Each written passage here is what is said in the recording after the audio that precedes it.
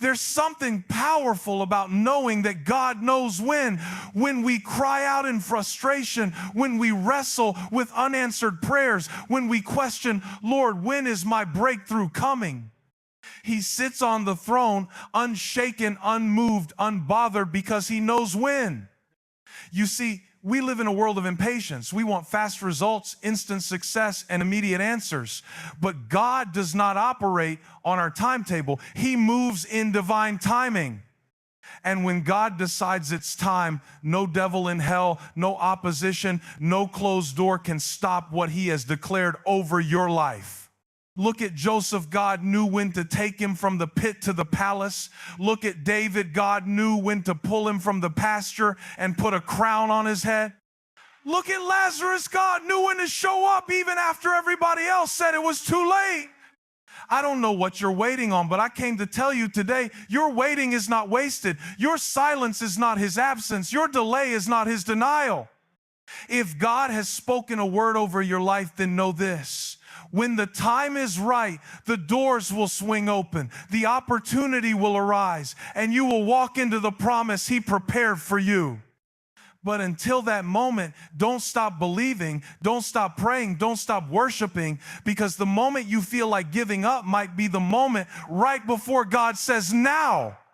So hold on, child of God. He has not forgotten you. He is not ignoring you. He is preparing something greater than you ever imagined, because God knows when. God's timing is perfect, even when it doesn't feel like it. We live in a world where everything moves fast, instant downloads, same-day shipping, and drive-through blessings. But God doesn't operate on human schedules. He isn't pressured by deadlines, nor is he moved by our impatience. He moves when the time is right. Sometimes we look around and feel like life is passing us by. We see others getting blessed, doors opening for them, opportunities unfolding, and we wonder, Lord, when is it my turn? But what we fail to realize is that God is not just working on the blessing, he is working on us. He knows when we are ready. He knows when the situation is right. He knows when the people we need are in place. He is orchestrating things behind the scenes, aligning circumstances, and positioning us for the very thing we have been praying for. Look at Sarah and Abraham. God told them they would have a child, but he knew when. They tried to rush the process, taking matters into their own hands, and ended up with unnecessary complications. But when God finally moved, Sarah gave birth to Isaac in her old age, proving that it was never about her strength, it was about his timing. Look at Moses. She knew he was called to deliver the Israelites, but when he acted too soon, he ended up in the wilderness for 40 years. God knew when to bring him back, fully prepared to lead. And look at Jesus. Mary and Martha thought he was late when Lazarus died, but he wasn't late. He was right on time to show them a greater miracle than they ever expected. God's timing is not just about when, it's about how and why. If he did it too soon, we wouldn't be ready. If he did it too late, we would have missed it.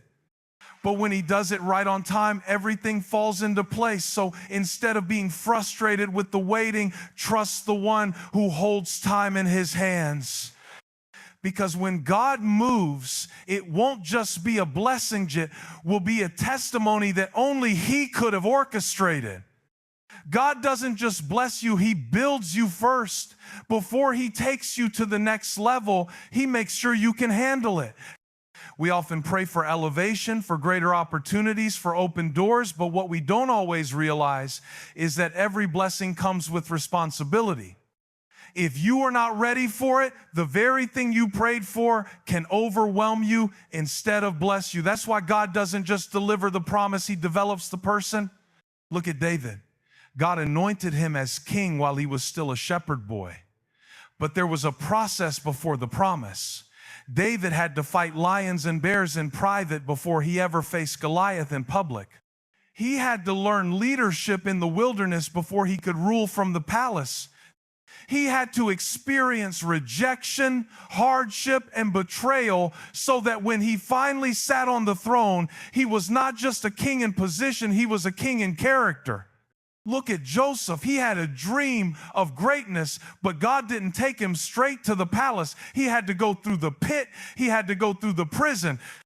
He had to be falsely accused and forgotten before he could handle the weight of what God was about to do in his life. Why? Because God was shaping him. God was maturing him.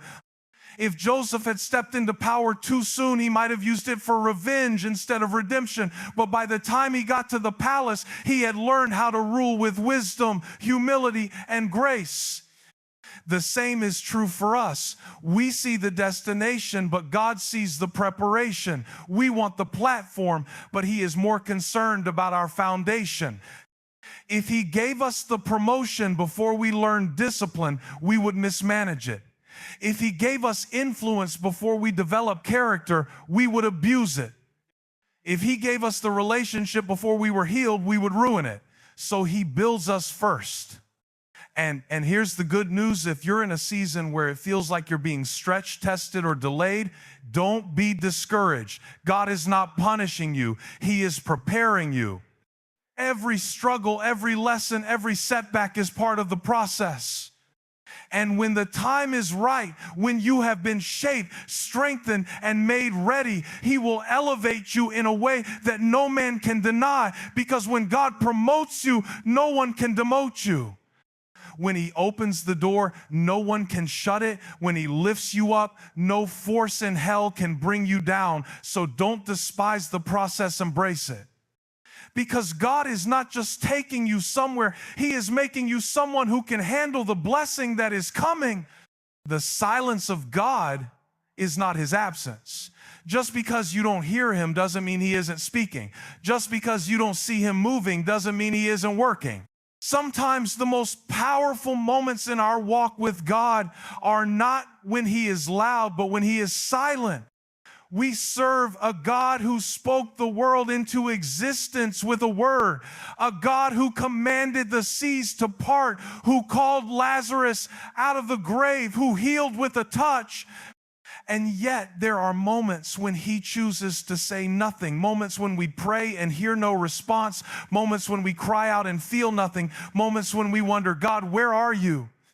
But silence is not abandonment. Silence is not rejection. Silence is often preparation.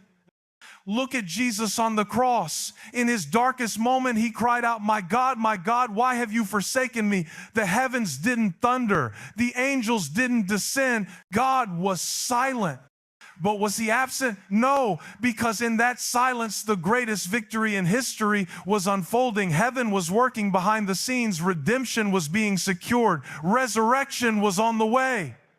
Look at Job. He lost everything, his family, his health, his wealth. He begged for answers. He pleaded for an explanation. And for a time, God was silent. But that silence didn't mean God had left him. It meant that God was setting him up for a greater testimony. When the silence was over, Job received double for his trouble because God was not finished. He was just waiting for the right moment to reveal His plan. And look at your own life. How many times have you thought God wasn't listening, only to look back and realize He was working all along? How many times have you felt abandoned, only to later see that He was protecting you from something you didn't even know was coming? How many times have you thought you were being ignored when in reality you were being positioned? God's silence is not inactivity, it is strategy. When a teacher gives a test, they don't talk during the exam, but they are still in the room. And just because God is quiet doesn't mean He has left. It means He is watching. He is strengthening you. He is preparing the next move. Because when the silence breaks, something powerful is about to shift in your life. So don't mistake His silence for His absence. Don't let the quiet make you question His love. He is still God in the silence, still sovereign in the waiting, still working when you can't see it. And when He finally speaks, everything will change in an instant. Waiting is a test of faith. It is one thing to believe when everything is happening fast, when prayers are answered immediately, when doors are opening with ease. But can you still trust God when nothing is moving? Can you still believe when everything around you says it's over? Can you still hold on when it feels like your breakthrough is never going to come? Faith is not just about trusting God when things are happening. It's about trusting Him when nothing is happening. It's about standing firm when heaven seems silent. It's about believing His promises even when circumstances look impossible. Waiting is not punishment. Waiting is training. It's in the waiting that God builds your endurance. It's in the waiting that He strengthens your character. It's in the waiting that He teaches you to walk by faith and not by sight. Look at Abraham. God gave him a promise that he would be the father of many nations, but years passed without a child. Sarah grew older, their situation seemed hopeless, and still God told him to wait. Why? Because faith is not proven in the receiving, it is proven in the waiting. And when the time was right, Abraham received the very thing God had promised, not because of his strength, but because of his faith. Look at the Israelites. God promised them the promised land, but before they could step into it, they had to go through a wilderness season. They had to learn to trust God for daily provision. They had to follow Him even when they didn't understand the journey, and because they refused to wait with faith, many of them never saw the promise. Waiting is not just about time, it's about attitude. If you complain in the waiting, if you doubt in the waiting, if you turn back in the waiting, you can delay what God has already prepared for you. Look at yourself. You have been praying, believing, holding on. You have seen others walk into their blessings while you are still waiting. But what if I told you that the waiting is working in your favor? What if I told you that God is not just making you wait, He is making you ready, because when He finally moves, it's going to happen suddenly. What took years of waiting will manifest in an instant, and you will realize that the delay was never denial, it was divine preparation. So don't grow weary in the waiting. Don't let frustration steal your faith. Don't allow impatience to push you outside of God's will. What He has for you is already set, and when the time is right, nothing and no one will be able to stop it. Keep trusting, keep praying, keep believing, because your waiting is not in vain. Your faith is being tested, and your testimony is being prepared. Your win is coming. You may feel like you've been waiting forever, like the promise is taking too long, like the door will never open, but when God moves, it will happen suddenly. What took years to build, what seemed impossible, what looked out of reach will come together in a moment, because God is a God of sudden shifts, divine acceleration, and perfect timing. When you look in the Bible, you'll see that God has a pattern of moving suddenly. The woman with the issue of blood suffered for 12 long years. She spent everything she had. She searched for answers. But in one moment, when she touched the hem of Jesus' garment, she was healed. 12 years of struggle erased in an instant. The disciples were stuck in a storm, struggling to survive. They were rowing, fighting against the wind, exhausted and afraid. And in the fourth watch of the night, when it seemed like all hope was lost, Jesus came walking on the water. He stepped into the boat, and suddenly the storm ceased. Paul and Silas were locked in prison. They were bound, shackled, surrounded by guards. But at midnight, as they praised and prayed, there was a sudden earthquake, and the prison doors flew open. What seemed permanent was broken in a moment. That's how God works. He may take His time, but when He moves fast. The years of waiting are not wasted, because when your moment comes, it will happen so quickly that you won't even have time to catch your breath. The promotion, the opportunity, the connection, the breakthrough, it will unfold before you in a way that only God can do. That's why you can't give up now. That's why you have to keep believing, because your win is closer than you think. You've been waiting, you've been trusting, you've been holding on, and even though it may not look like anything is changing, God is setting things up behind the scenes. He is aligning the right people, opening the right doors, shifting the right circumstances. And when he says it's time, no devil in hell can stop it. No opposition can block it. No delay can hold it back. When God decides that your moment has arrived, everything will move into place, and what once seemed so far away will be standing right in front of you. So don't let the waiting fool you. Your win is already on the schedule. Heaven has marked the date. And when the moment comes, you will step into what God has promised, and nothing will be able to stop it.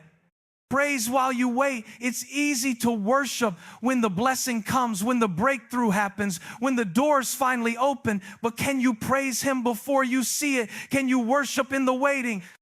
Can you lift your hands when nothing is happening, when the situation looks the same, when it feels like your prayers are bouncing off the ceiling?